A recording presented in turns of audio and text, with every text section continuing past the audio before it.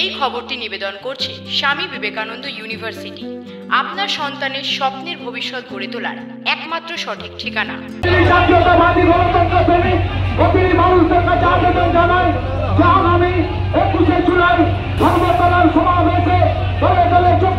একুশে জুলাইয়ের সমর্থনে তৃণমূল কংগ্রেসের মহা মিছিল মেদিনীপুর শহরে।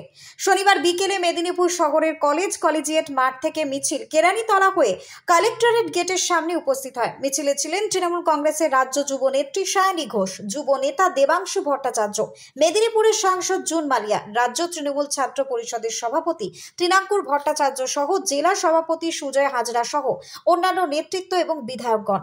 কালেক্টরেট গেটে সভা মঞ্চ থেকে 21শে জুলাইয়ের ধর্মতলা যাওয়ার আহ্বান জানান দলের রাজ্য নেতৃত্ববৃন্দ।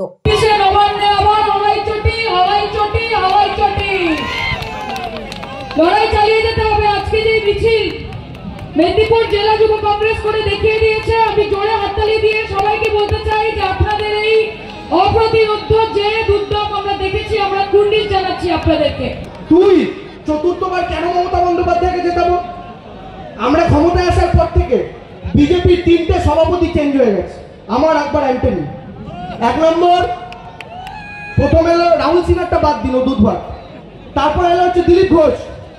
2019-এ বিজেপির 121-এর লিড, দিলীপ ঘোষ 2021-এ নামিয়ে করলো 77। অমর। এবার হলো আকবর, সুকান্ত মজুমদার। লোকসভায় বিজেপির ছিল 18, দায়িত্ব নিয়ে টেনে কমিয়ে করলো 12। থ্যাঙ্কস টু মেদিনীপুর জুন মালিয়াকে জিতিয়ে ওরা পূরণ করেছে। এবার এসেছেন অ্যান্টনি, শ্রমিক ভট্টাচার্যকে দায়িত্ব দিয়েছে। এনার কাজ হচ্ছে, এনার একজন 121-কে 77 করেছে, একজন 18-কে 12 করেছে, আর অমরের করে যাওয়া 77-কে 37-এ নামাবে দায়িত্ব নিয়ে। এটা আমি আপনাকে নিশ্চিত করে বলছি। পশ্চিম মেদিনীপুর থেকে সুকুমার সেনাপতি রিপোর্ট, নিউজ বঙ্গ টাইম।